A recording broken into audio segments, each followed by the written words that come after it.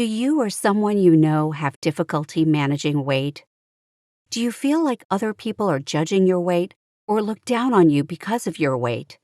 If so, you're not alone. What you need to know is that people with overweight or obesity are not making a lifestyle choice or lack willpower. Obesity is actually a complex disease and it's related to many different factors. Although a person's diet and level of physical activity are important, obesity is caused by a combination of factors, including genetics, environment, behavior, and even development before birth.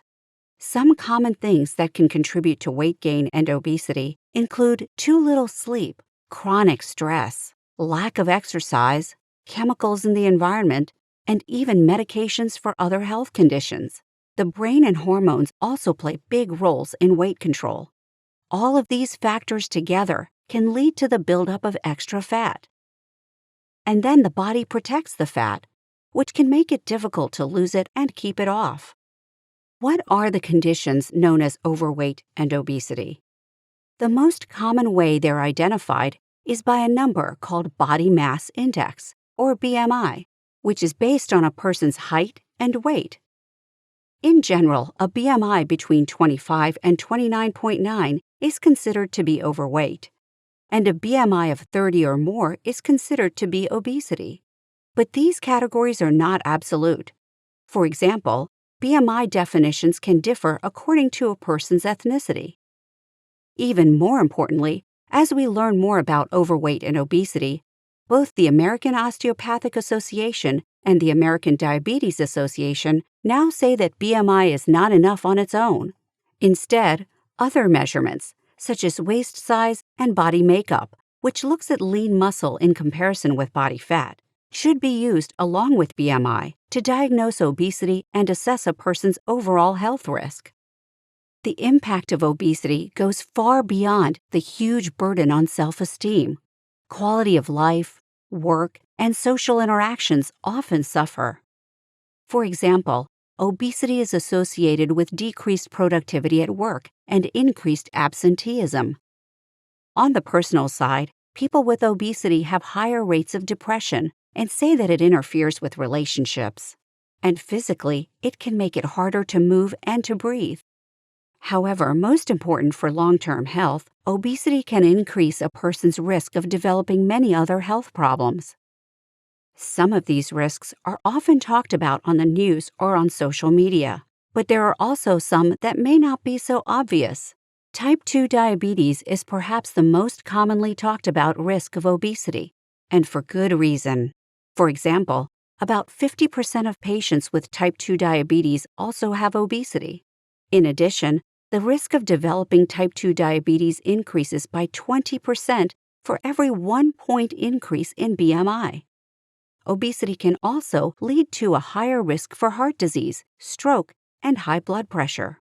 For example, people with obesity have a 3.5 times higher risk of having high blood pressure.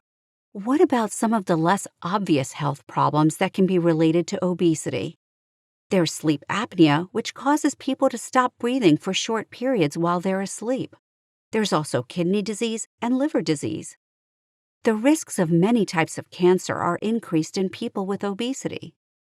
In women, obesity is associated with a range of hormonal changes that can lead to complications during pregnancy. For men, obesity can impair the production of testosterone. In fact, men with a BMI of 29 or higher have a 30% greater risk of erectile dysfunction. There is good news, though. When patients and healthcare providers work together to create a plan for weight management, there are a lot of pathways towards success, including lifestyle changes, medication, and surgery. But even before talking about any strategies, what should be a person's goal? Believe it or not, even a small amount of weight loss can improve health and reduce the risk for complications.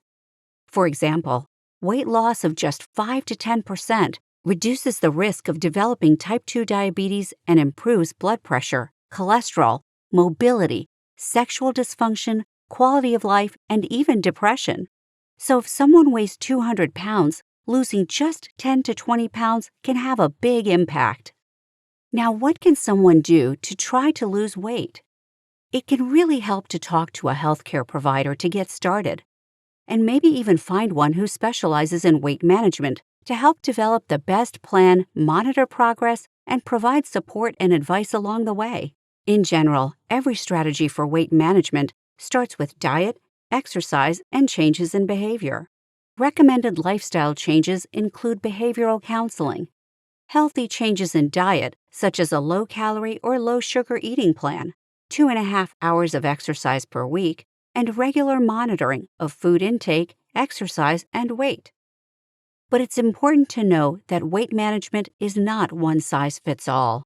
Different strategies and plans work for different people. For example, there are a wide variety of eating plans that target different types of foods. But it's not really about a specific diet. Instead, it's about reducing the amount of energy from food that one eats versus the amount of energy they use. So working with a healthcare provider, it's important for someone to find something that works for them. And it's also important to change a diet in a healthy way, because some people take diets to an extreme and later develop eating disorders. As you may know, there are also medicines available to help with weight management, but it's important to know that these medications do not take the place of diet and exercise. They are meant to be used along with diet and exercise. So people who take these medications still need to change how they eat and how active they are. And of course, any decisions about medications for weight management should be made by patients and their healthcare providers working as a team. The important points that should be discussed include the risks, benefits, and limitations of these medicines, along with how they're taken and how often. As with diets, the choice of a medication should take into account a person's preferences, culture, values, and lifestyle. There are currently 6 medications approved for long-term weight management. The newest type of medications for weight management work on hormones called incretins, such as GLP-1 and GIP, and are called incretin-based therapies.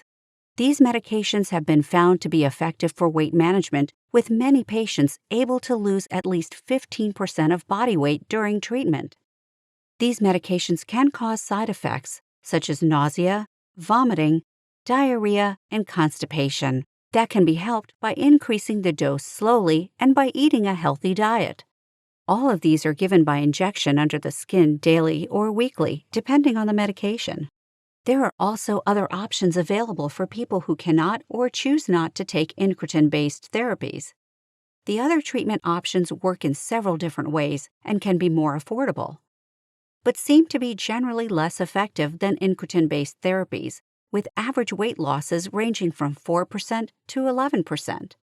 These medications have different side effects than incretin-based therapies, but are also generally safe, and they're all available as pills.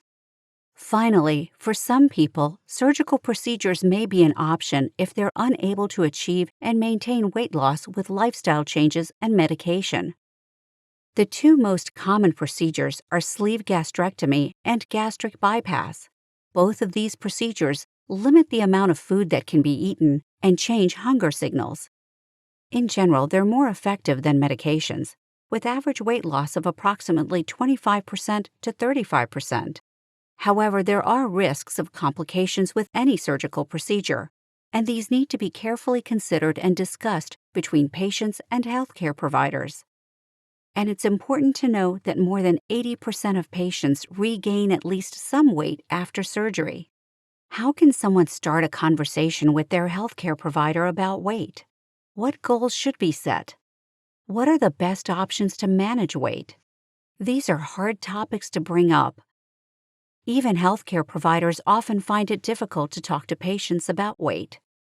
If you or someone you know is ready to talk to a healthcare provider about weight, take a look through the resources provided. Find out questions to ask, how to start the conversation, how to be involved in the decision-making process, and even where to go to find support groups. Don't wait. Talking to a healthcare provider about weight could help you or someone you love live life to the fullest.